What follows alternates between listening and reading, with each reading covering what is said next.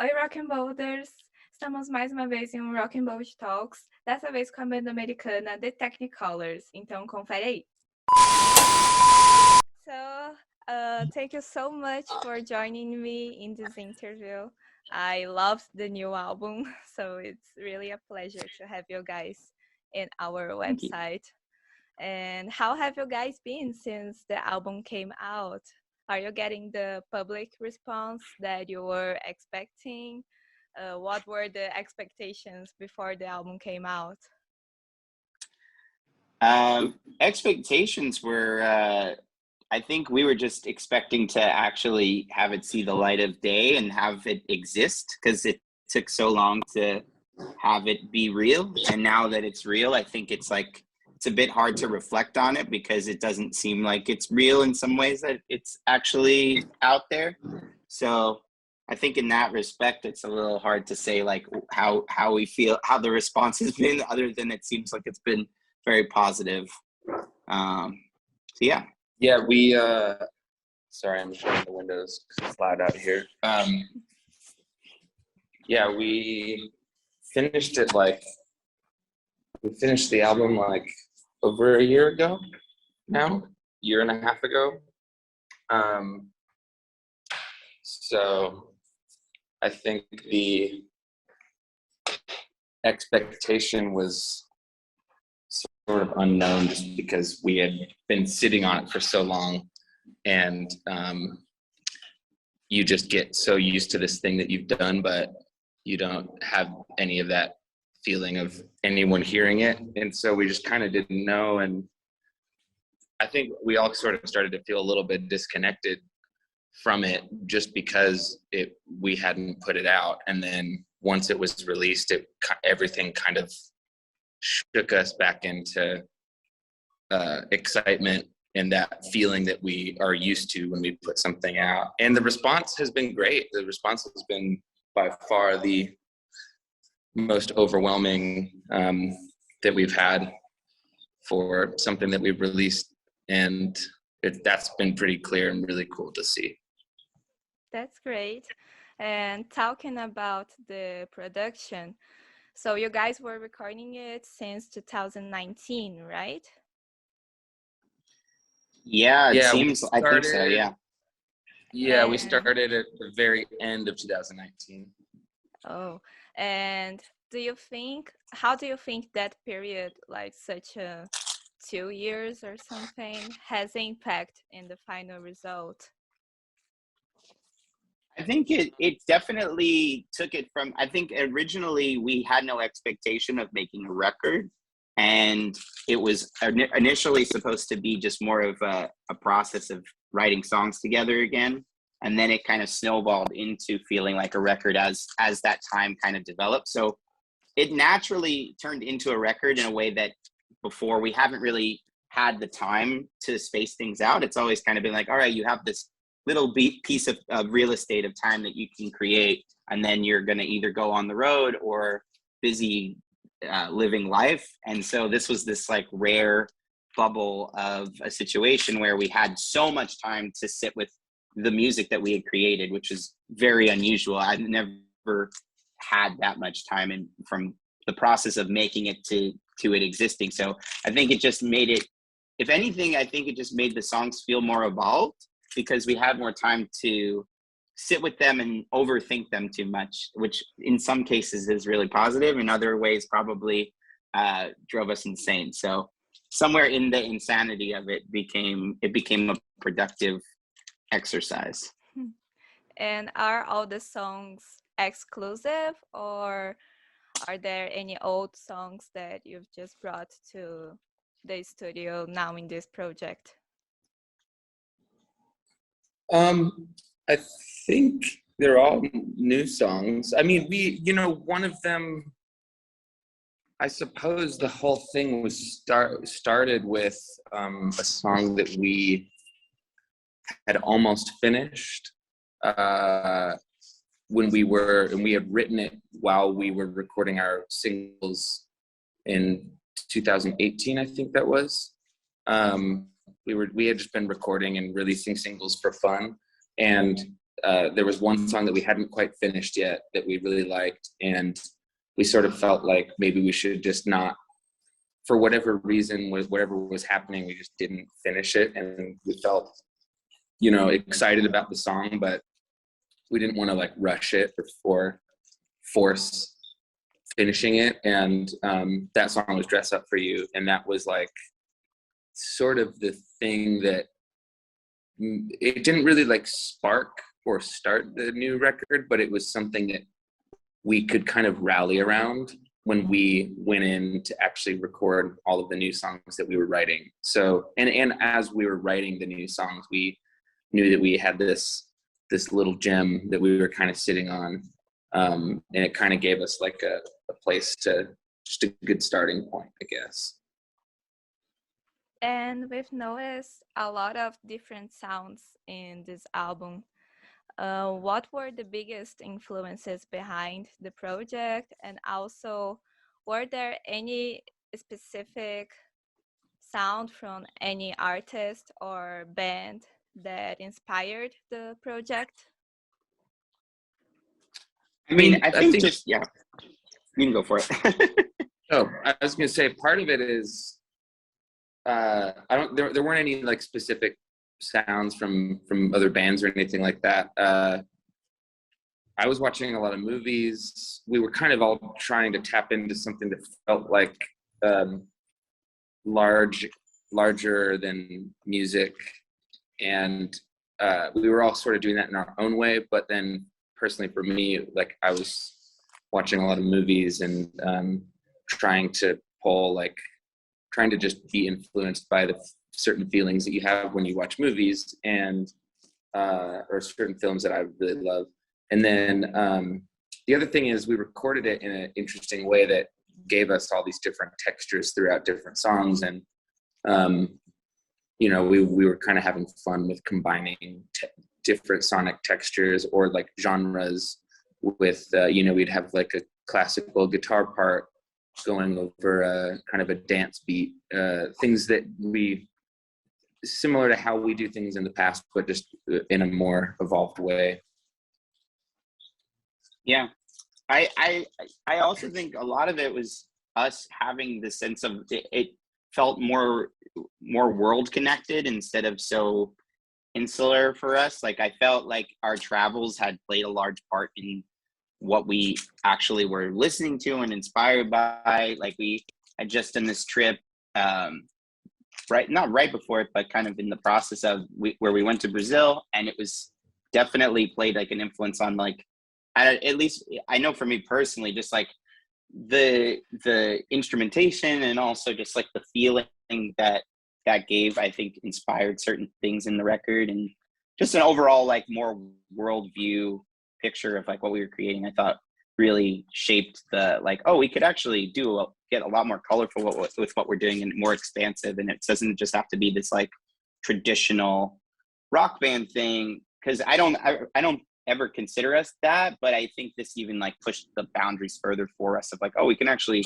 experiment with a lot of different things, and it still doesn't feel like it's lacking the integrity of the band. It's just more diverse in like what we can create and how more inspired it can sound from us. So yeah, sorry, I apologize. There's like my dog is kind of free. Hold on, I'll take a brief pause in the action while I wrangle him real quick. Hey bud, hold on, you guys continue. Sorry. It's okay. Hold on there. Say hi. Hi, bye. Oh. Sorry about that. There we go. But yeah, I think it was like a lot of, you know, we were just excited about a lot of things, and there were moments that were kind of in the studio. At least I know the first time that we went in, there were moments that we kind of felt like we would hit roadblocks, but I think we had enough of a genuine excitement to kind of like, whether it would just be about like, you know, ideas that we would have, we were always able to kind of push through that. And I think that kind of drove everything, because we kept working into the pandemic, and that was kind of when the whole thing started to really get more involved. And sonically, we had songs that we started adding that they were much different than the songs that we started with. And all of that was just sort of, I felt like there was a thread running through all of that, even though we were just always trying different things. And you talk about Brazil. So we noticed some instruments, some words, even the featuring with Matheus Assato. How did that happen? And can you guys tell me more about the song DJ in Brazil? It started out as a joke because I had just attempted to have a DJ set while we were in Brazil playing a few months before we wrote it. And I think we just kind of had this guitar part. Sean had this guitar part that he wrote, and Sean and I were out in Joshua Tree just like writing songs and ideas. And it was one of the last days, I think. And he just had this guitar part that we both thought was really cool.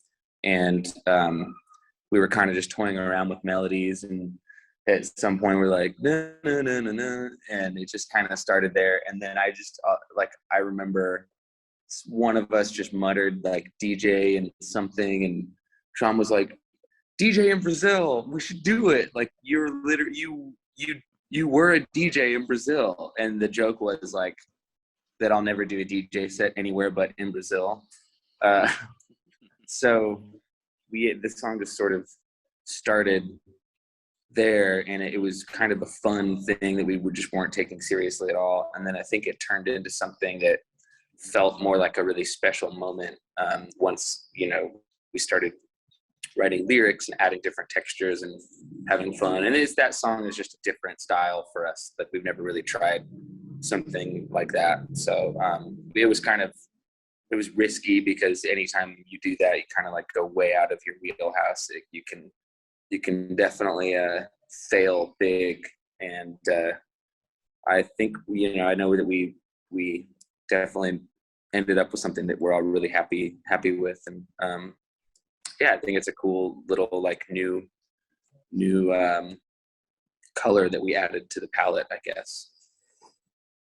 And how did you guys had the idea to invite Matheus Assato? He's a good friend of mine, and that was sort of last minute, because the song had actually been finished for a while. And he when we were in Brazil, actually the year before we were recording it, he happened to be in town, and he came in and played a guitar solo, and we kind of just had a good time hanging out. And we had also talked about and still are talking about and figuring this out, but just trying to collaborate with friends or artists from Brazil, whether it be visual art or having someone remix the song. And it just seemed like a perfect thing to add. And his style of playing is very like, it's just exactly what I thought would sound cool at the end of the song, like kind of substantiate the feeling that you have the whole time that you're listening to the song. And we had just sort of always talked about doing something together. So this seemed like a fun kind of first step. And didn't really overthink it, but it was fun to have him be a part of it. And he's incredible. So it's definitely a privilege to have him play on the song. That's nice. And why the name Cinema Sublimina? And what's the message behind the album cover? Is there a concept behind it? I think that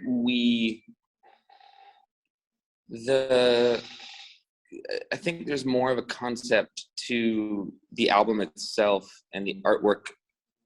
It's a photo that our friend took, and it just reminded us a lot of what we had been talking about the whole time.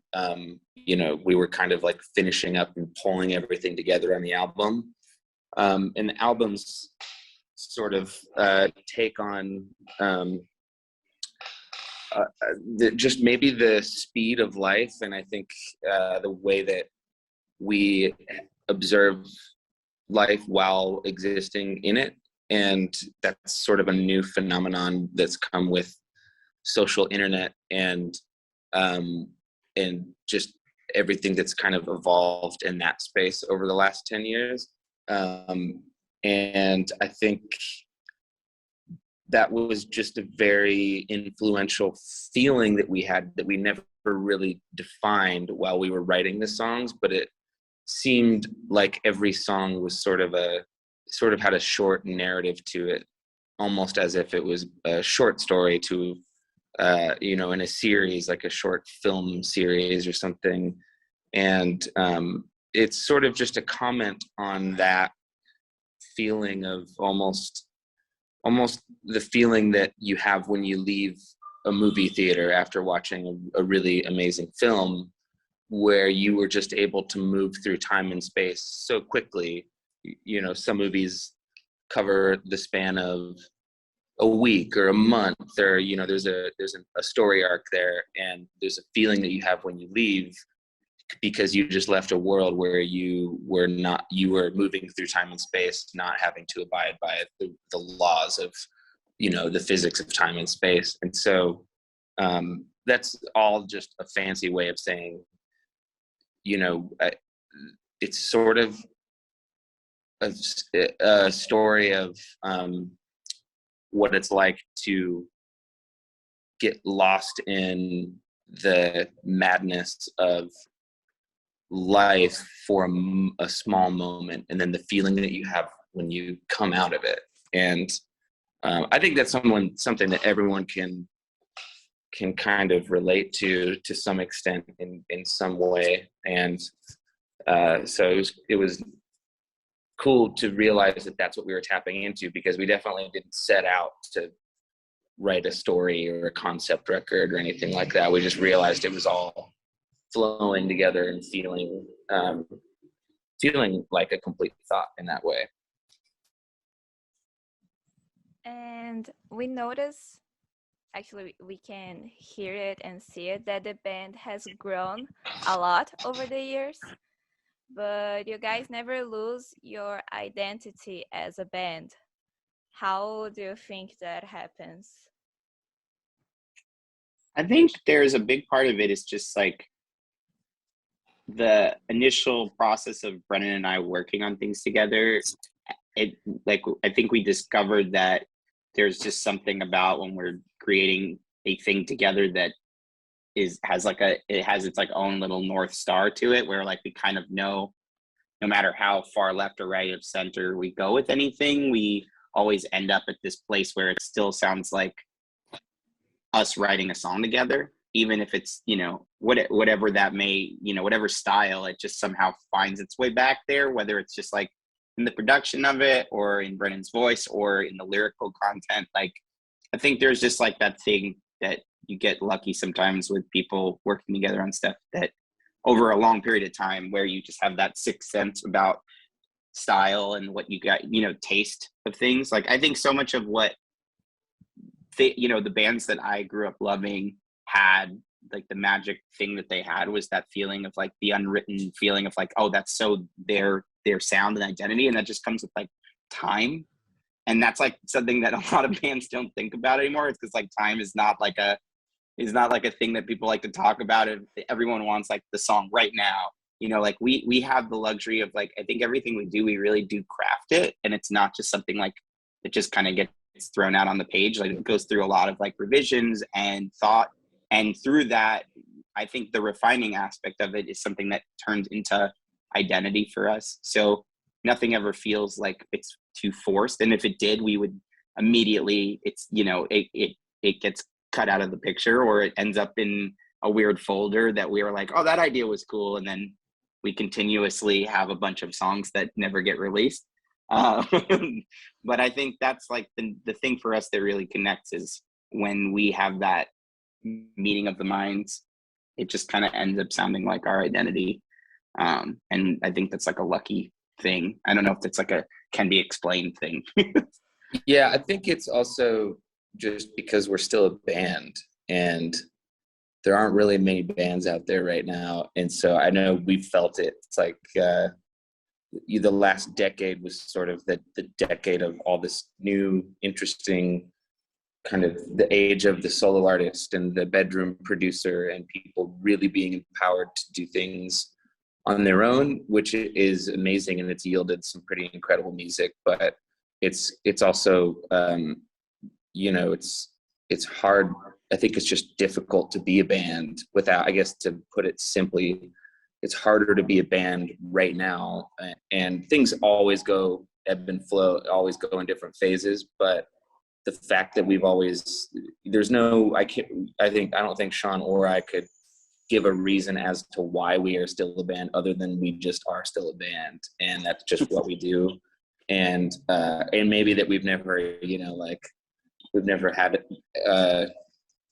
I don't know, a reason to like hate each other or anything like that, or we've never like gotten into huge fights and fought over silly things that that I think a lot of people have done. I mean, you know, we're just like good friends, and we kind of just know how to pick up from where we leave off with things. And that is also a very rare thing, where, you know, people kind of like sticking together. And, you know, even if there's a song that only Sean and I wrote the lyrics to, there's still, it never feels like we like finished writing the song until Nico and Skates, you know, do their thing with their instruments, and we kind of run it through their filter. And that's, you know, we write songs differently every single time, but there's just these little nuances to being in a band that, you know, you could look at it on paper and think, yeah, there's a reason why there's a lot more solo artists now. It just makes more sense. You save time, you save money, it's simpler, you have to go through less people, but you don't really get the same, you get a different kind of magic that you do when you have four people collaborating and contributing to this identity of something that is hopefully bigger than, you know, the four, each of us. But you know, it's hard to be a band right now, and we somehow are still a band, so that's cool. And talking about the concerts, how are you guys feeling about going live again and playing this new work live? And were there any songs that you thought about the live experience while you were recording it? I mean, I think there's definitely some aspects that we've thought about more so now than we would have in previous records. I think what we were more surprised at, or what's really exciting, is playing the new work and having people, and not knowing what songs people are going to really respond to live, and which connects like more than others in a weird way. And we got a little taste of that a couple of weeks ago when we had a show, our first show back from a while, and I was a bit shocked of like, oh, that really connects in a way that, you know, I wasn't expecting. There's a song we have, Howl, that I always thought it would go over really well, but I think the response was just so instantaneous that it was like very unexpected. And I don't know, I think we built our record to be a live record, or to be performed live and have it take on a different life when it's live than what the recorded versions are, which is something that I think is a part of our DNA anyways. But yeah, I'm very excited to bring the new songs to the live atmosphere, minus all the crazy stuff that goes into putting on live shows now. Yeah, I will say, I do feel like we, at least personally, I feel like we thought less about the live thing while making these songs. Like, it felt like Sean said, I think that's always a part of us, because we that's our live show is something that we love. That's you know, in us. But for certain songs especially, it was more about trying to like paint a moment or create something that feels, or that's reminiscent of a moment that, you know, we went through or something like that. And sometimes that can get clouded by just thinking like, what's going to feel big live or something, or what's going to like you know, be cool to play. And we like I said, we definitely still have, we always have that, but I feel like that's maybe one cool way that we've evolved a little bit, is we weren't just only thinking about that, and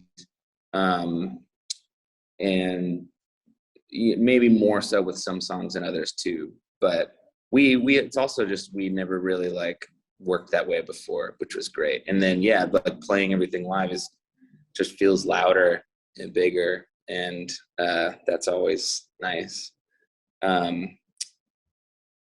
Nice to find ways to, we always kind of approach our live shows from scratch and try to do new things with the songs, and versus just trying to recreate the album versions of the songs. And so that's what I think we all look forward to the most, is it's sort of part 2 of the album.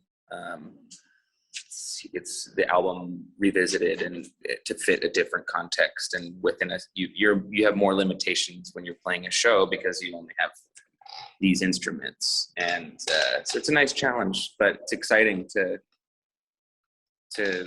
see these songs come to life in that within that frame, I guess.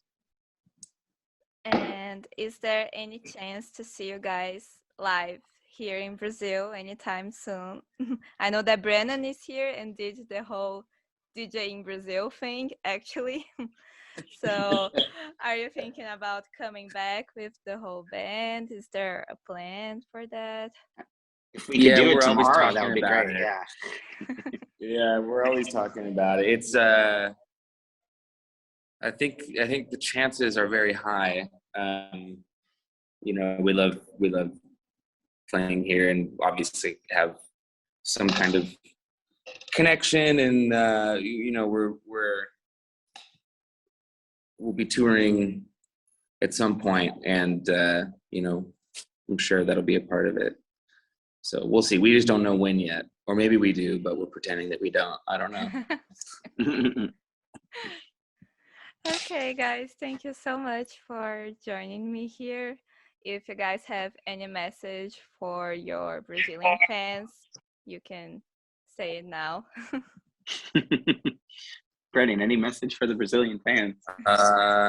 Saúde. That's nice. That's a nice thing. We all need that. Yeah. Thank you, Thank you Nadia. so I much. appreciate the questions. They were great. Thank you.